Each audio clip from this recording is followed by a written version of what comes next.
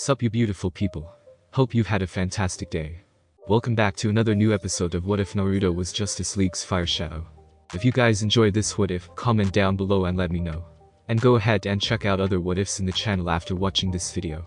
Don't forget to subscribe and leave a like, and also share this video with your friends. So now let's start this video. Back in LA. Naruto was usually not the one for nightmares, but he had been getting some of them lately, and he did not like them one bit. The nightmares included dealing with some weird-looking beings that looked like those demons that he had dealt with in the past alongside Shion and his father Minato way back in the past. But they seemed to be attacking some other race, all of whom looked non-human to him. And there was a voice there somewhere, speaking in Japanese to him yet having an accent that he could not place to what he had been able to learn well in this city. As the blonde shinobi looked at the coming dawn, he decided to go out on a routine patrol run in his regular garb, and as he got out, he decided to check the news and saw Superman once more. The blonde smirked a bit and went to eating something from the supplies he had been able to buy with the money that he was getting from his editor. He was pleased that his story was beginning to get off the prototyping bit and was soon going to be seen in action, and he was hoping that would do all right. The story of his life was very much the same as his previous experiences. The only key difference was that he altered his appearance to resemble the image he had of himself with his mother Kushina's hair, and had it at the same style as his father with blonde highlights at the tips. An odd image to be sure, but was not all that bad, and the editor thought the same since the image added some uniqueness to the character. The only thing he did not change was his name, since he never used his real name that much out in public anyway, so he doubted that anyone made the connection just yet. He also made sure to be faithful to the story of his life, and use all the events, even the ones he preferred personally, to remain buried. They were painful memories, but they all made him into who he was right now, and denying them was a bad move on his part. As he got his food ready, which was ramen which he had bought in a shop before, and sat down to eat, he listened to the news of Superman, and then heard some people who were not too keen on him, speaking about the time he was used by that alien warlord to invade Earth. Naruto sighed a bit and merely listened as he began to chow down on the ramen that he had. He thought about his reason of not spilling the beans as it was set on Superman's identity, and knew that it was the right one. The fact was that Superman reminded him of what he was like when he was struggling to prove that he was not Kurama, the demon fox who destroyed Konoha and killed so many people when it was freed from his mother by that bastard Toby. It was never an easy thing since so many people were killed, including the parents of his father figure Iruka, and while his father figure never hated him, others were not as open-minded as he was. Apart from Iruka, it was only a handful of ninja and people who saw him as a human being, and a soon-to-be hero of Konoha, while the rest did not. It was only after so many trials and his defeat of Nagato, and his defeat of Madara, Toby, and Sasuke, did he prove that he was the hero his parents and loved ones saw him to be. In Superman's case, it was different in the sense that he had been seen as a hero first before being brainwashed by that alien warlord whose name still was hard to pronounce.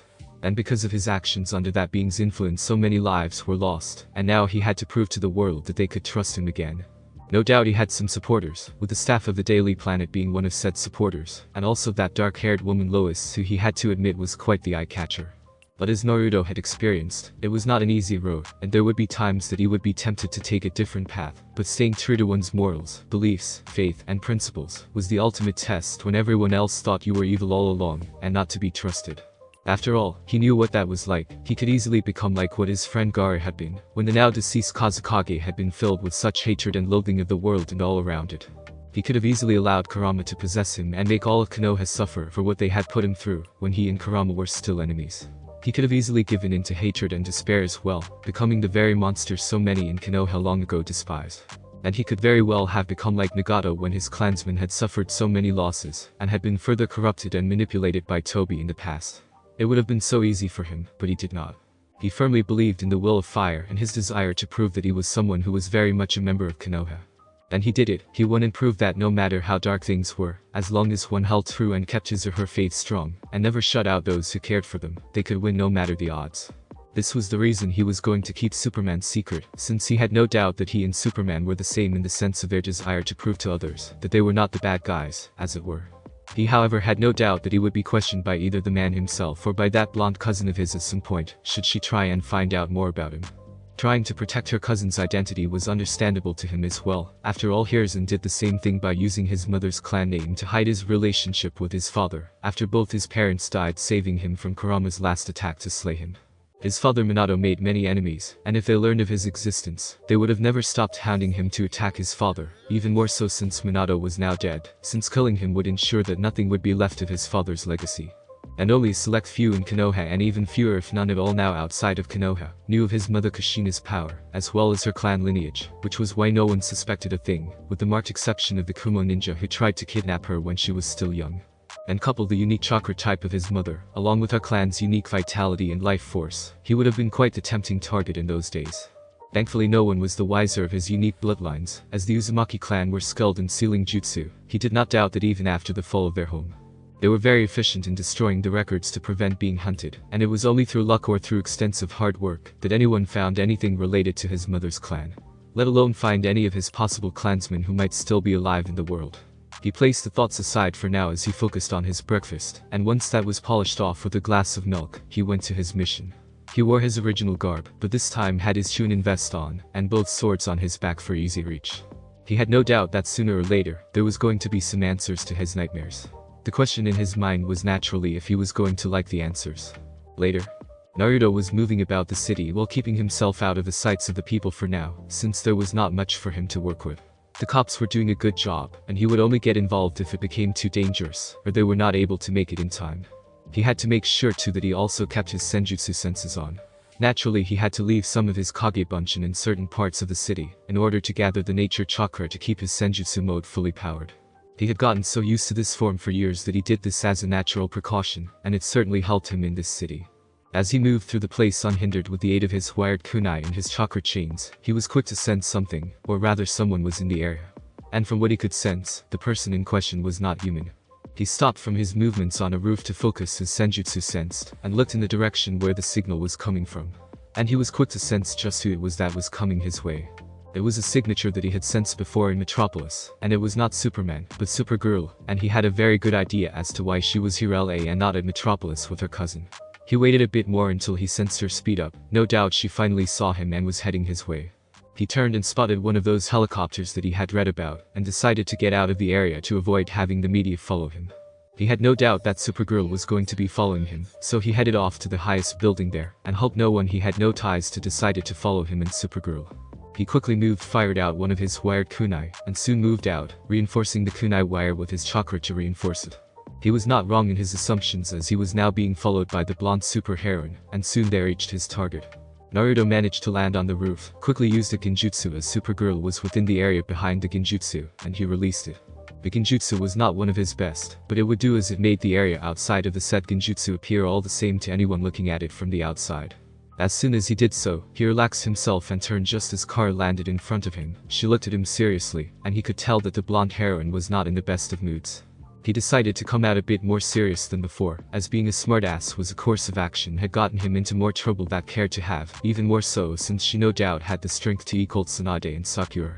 He decided to get things rolling as it were as he spoke to Car. "Alright Supergirl, what's the reason you came all the way here to LA to find me?" Car crossed her arms and replied, "It's pretty simple. How did you know about my cousin's other identity?" Naruto raised an eyebrow and replied a bit to that, thankful that he still had his mask on. "It was not some simple event, mind you. I just got lucky and curious." That did not sit too well with the young alien woman as she replied, "You got lucky and curious? Look here, I want you to stop playing games with me. How did you know and what do you plan to do about it?" Naruto could not blame Supergirl for not being convinced, and he replied, "I plan to do nothing. I gave my word that I will not reveal his identity to him, and I did for the past many weeks.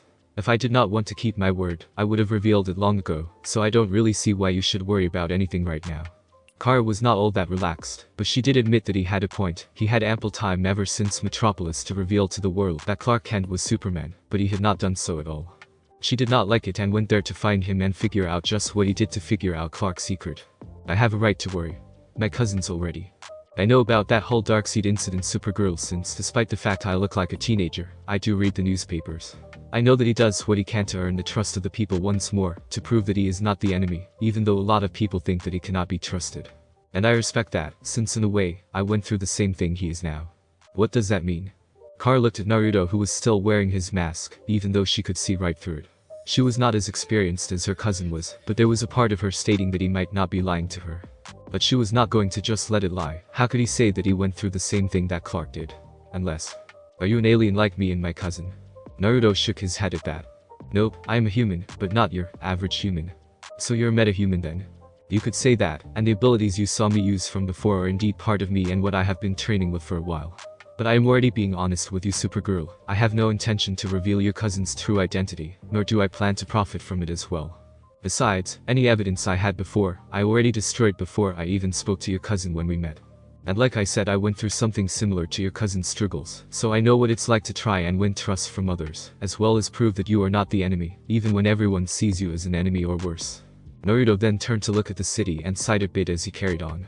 Suffice to say that it's not the same in every respect to what he is going through right now, but the situation and struggle is the same. That's why I have no plans to reveal what I know about him. After all, being a ninja is to keep secrets, even though when I was younger, I was no too good with secrets myself. And besides, if I did reveal the secret, there's no doubt in my mind that everyone who has an axe to grind will come after him and endanger people precious to him, right? He saw Car tense just a tiny bit, but that was enough to convince Naruto he had hit a nerve. That meant that Clark did have important people in his life, Lois naturally being one of them, so if his dual identity came out, every criminal he had ever royally pissed off would be gunning for her to get to him. He then turned to Supergirl and then took off his mask, revealing his face to her, and he spoke. To prove that I'm serious, I will tell you my name, so now I want to see if you can keep a secret. That secret is naturally mine. Kara was silent at this and nodded a bit.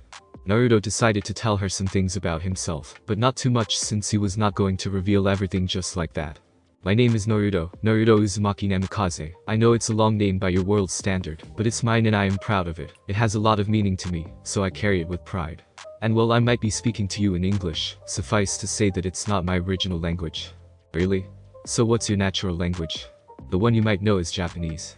Car looked at him and was a bit confused. By all rights, this Naruto guy looked like an American, unless he grew up in Japan, and just arrived in the US to settle down.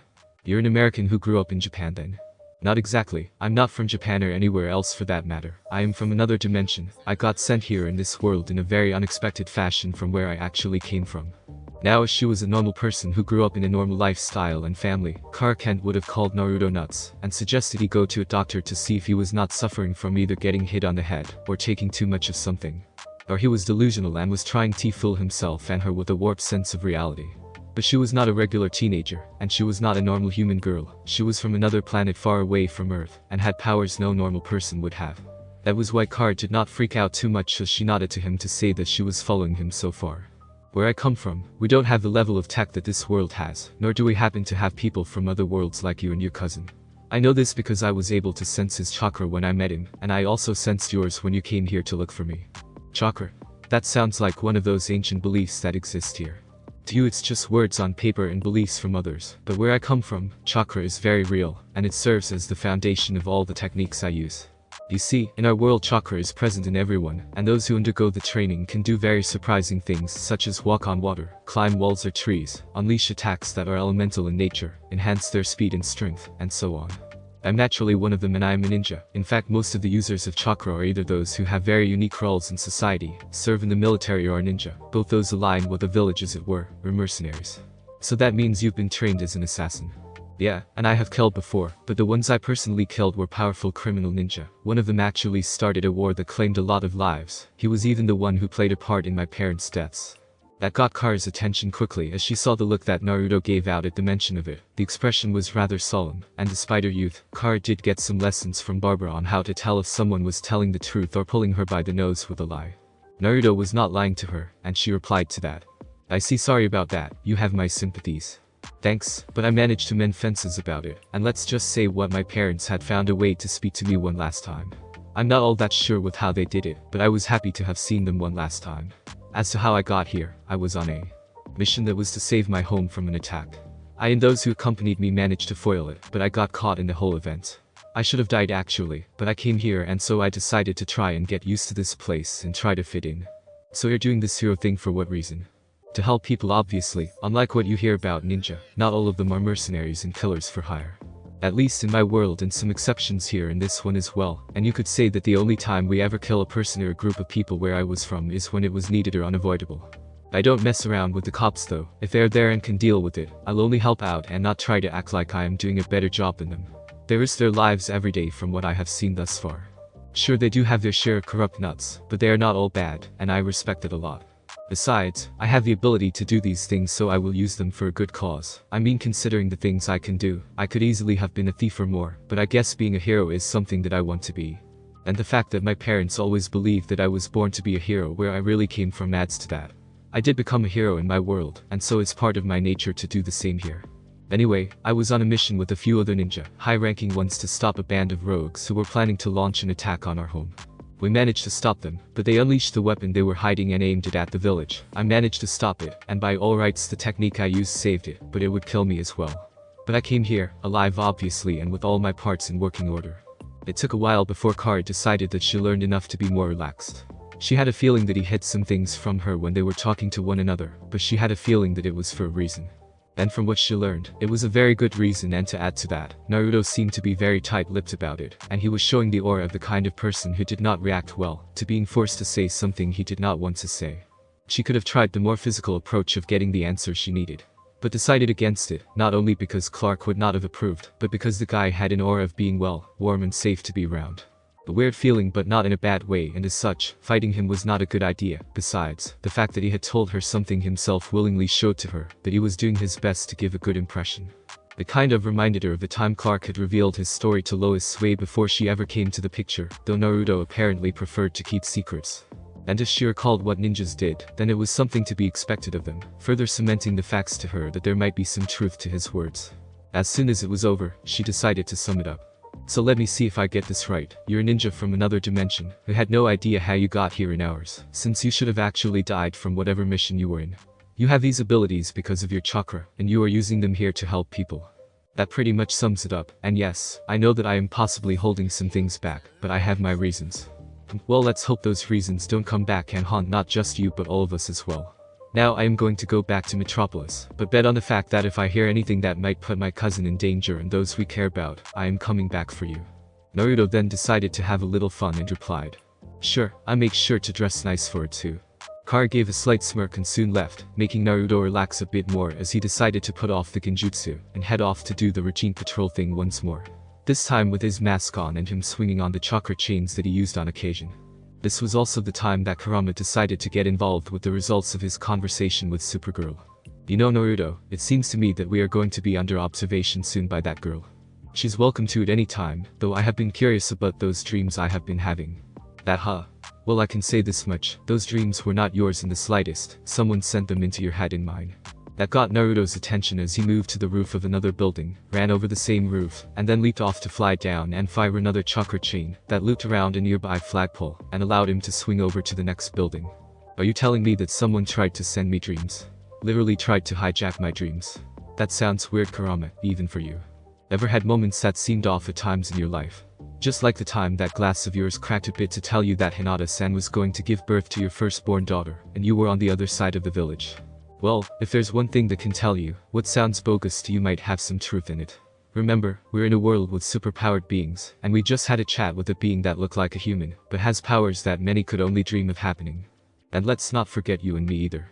Okay, point taken, so you're saying that someone is sending us a message in dream form. Yeah, still out on who or what is sending them, but after what I had managed to decipher with what that force sent unexpectedly into my head along with your own, I think I can guess what it might be. Mind you, this is merely a guess, not a full-blown certainty. That being what? The warning, Naruto, if you recall what you can of your dreams, the figures that look like demons were chasing other non-human beings and hunting them. Then we saw fire and destruction along with voice saying, "They are coming." I am willing to wager a guess that the ones that are coming are the ones that hunted the other non-humans. You don't need to be a genius to know that if they are coming here, the same thing's going to happen to everyone on this dimension. Naruto frowned as he got on the top of a building's water tower and spoke one more time to his longtime partner. So it's a warning, wager a guess we're not the only ones getting this, Kurama. Nope, if it's as bad as those dreams suggest, there's bound to be others who got the dream too, wager a guess one such person would be Superman. I guess that we're going to have to go there to Metropolis again and stake things out a bit.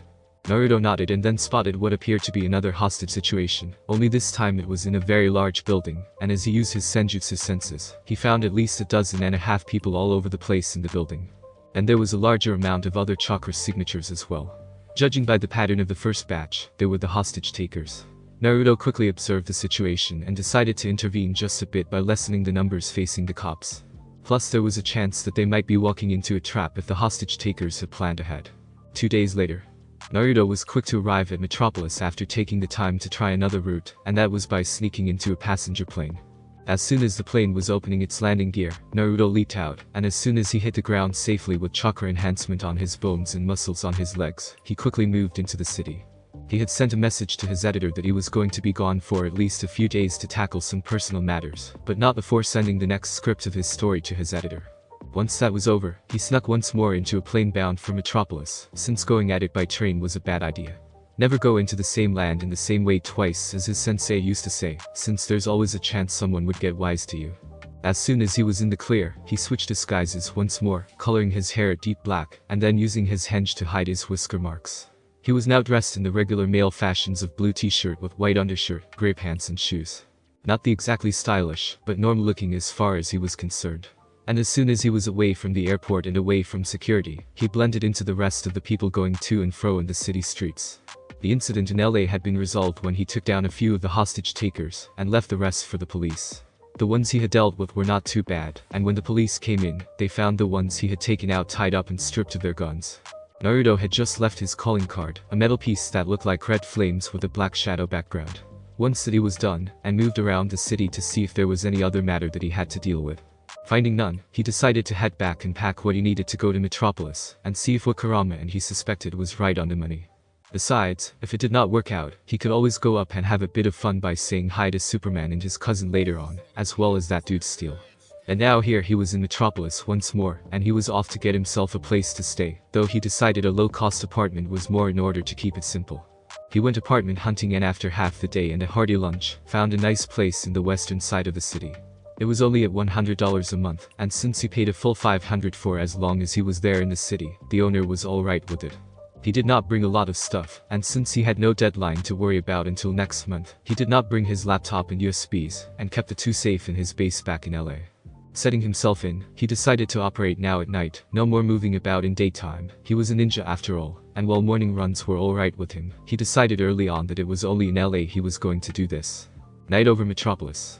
Naruto had waited for night to arrive and soon moved out, and while he wore his clothing, he was also making sure to stick to the shadows. Running over the rooftops and swinging away before anyone could see him, he soon moved to the Daily Planet and switched to using his senjutsu once more. That did not take long as he soon felt the chakra signatures of the people inside. It was obvious that Superman was not inside the building, so he moved out, but not before leaving another Kage Bunshin to scan the area in another direction. Where is he? As he moved further to the city limits, he felt a faint trail of chakra that was uniquely Superman's, and followed it as fast as he could.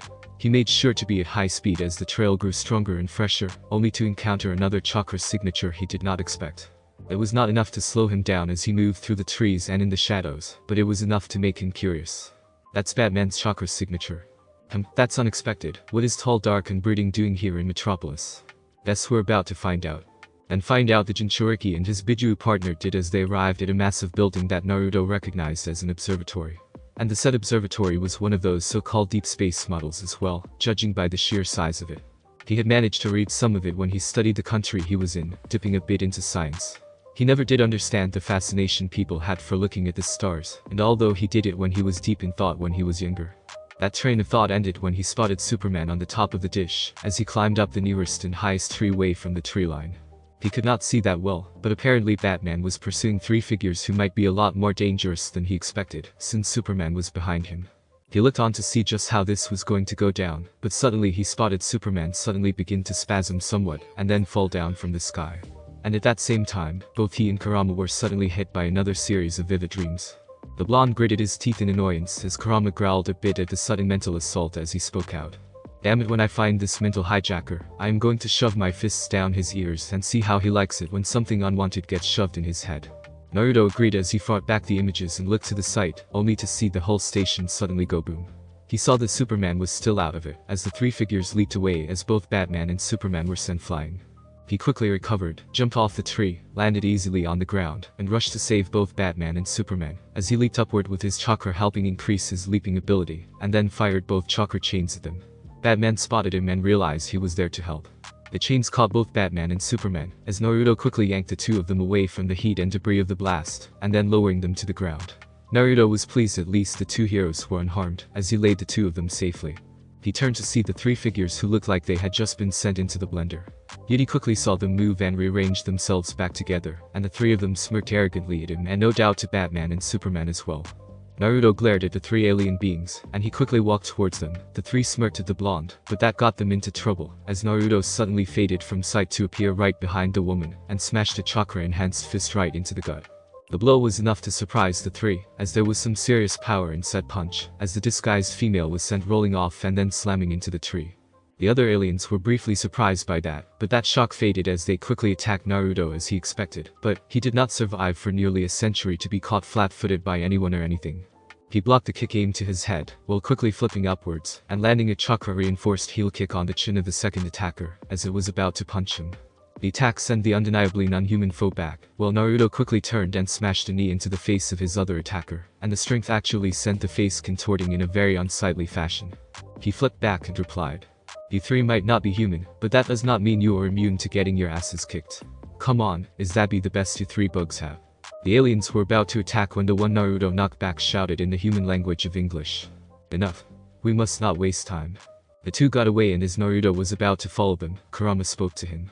"That could be a trap, Naruto. Let them get away for now. I get the feeling we can track them down later. For now, let's go greet the gang." Naruto nodded, as he knew that despite their alien energy signatures, he could find them well enough later, so had to check on Batman. He turned to see that Batman seemed to be alright, and Superman himself seemed to be up and about now. The blonde smiled behind his mask as he saw that Superman had indeed recovered, though the shock look was a bit of a concern for him. He however spoke to both heroes in a friendly tone. "Nice to see you two again, even if the meeting is not exactly the kind one sets tea and biscuits for. Though I am curious as to why Batman's in Metropolis, since Gotham's usually your base of operations." Batman glared a bit and replied, "That's not really something you should be concerned with right now, Hokage." Naruto shook his head and replied, "That might change soon enough, Batman, if what I saw was any indication. By the way, Superman, had any interesting and vivid dreams lately?" Superman was quick to look at the Hokage, and he could not help feel that the only reason the Hokage would ask him that was if he had the same dreams too.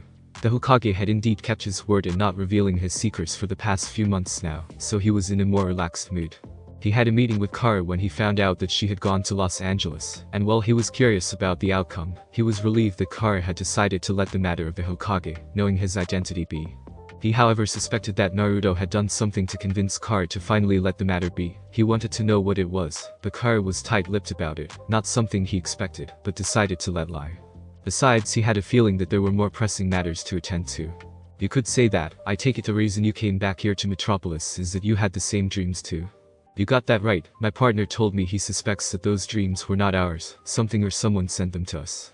Superman and Batman raised an eyebrow to that, and Batman turned to Superman for confirmation. "You've been having dreams, Superman?" "Correct, and none of them were the least bit friendly. I can tell you both that I have a feeling that they are not mine." "Your partner said that he suspects someone or something is sending you and me these dreams." "Yep, he also said that he thinks it's a warning." "I'm not all that sure if it is a warning, and neither is he yet, but the fact that you had the same dreams as I did, means I am not losing my marbles. So if it is a warning, it's pretty serious, and too much to ignore. This night's festivities tell me that the dreams and this attack might be connected." Batman had to admit that it made some sense. Those three scientists he had been fighting before were anything but human, and the device that he suspected now was some sort of bomb was proof of it.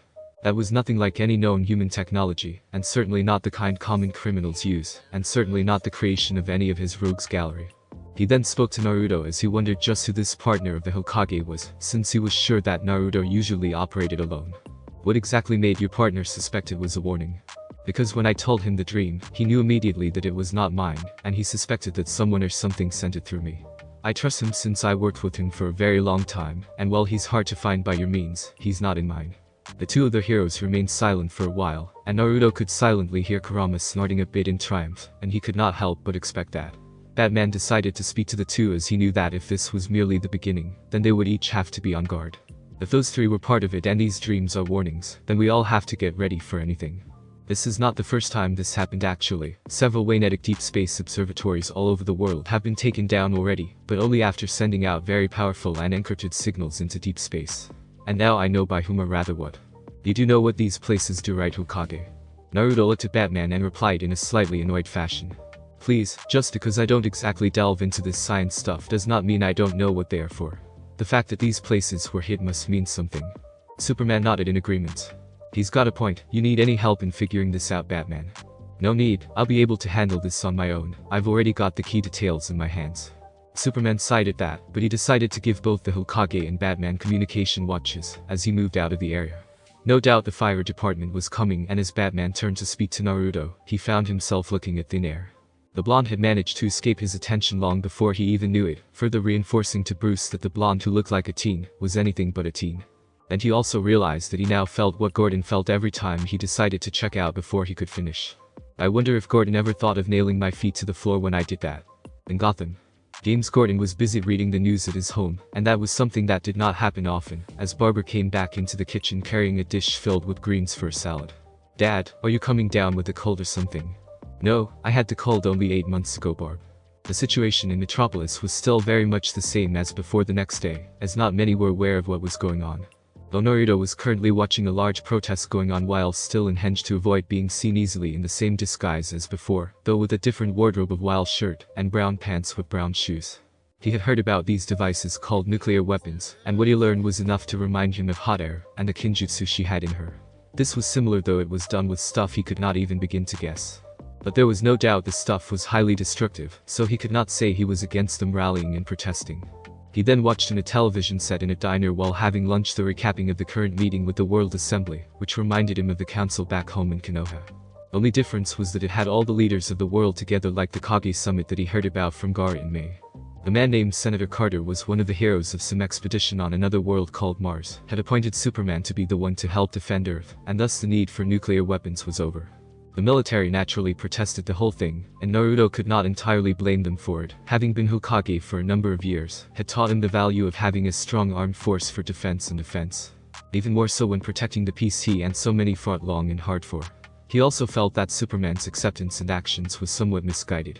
Itachi had told him long ago, when the brother of his best friend was brought back to life, that the reason his father Minato became Hokage was because the villagers acknowledged him. And he cared for the people as well as he did Kushina and him when he was born. Taking on the responsibility of saving and protecting the world as if it was your burden was a dangerous path in Itachi's mind, as he said that he could have very well been Madara had he forgotten that and his friends. Superman was powerful, but he was one hero, and no one, not even the Man of Steel, can do everything by himself. That was why he had to agree with the hero named Flash, that he had his doubts about the whole affair. However, he knew that he had his own matters to deal with, and he decided to see if he could find Batman, if the Dark Knight was still doing his work in the city while he was here. As he walked out and headed to his apartment, he waited for night to come in and blanket the city. Thanks for listening. I do hope you enjoyed. If you want the next part of this video, like, subscribe and comment down below, and turn on the bell notification. And also check out other videos that I have created and enjoy. See you in the next video. Peace.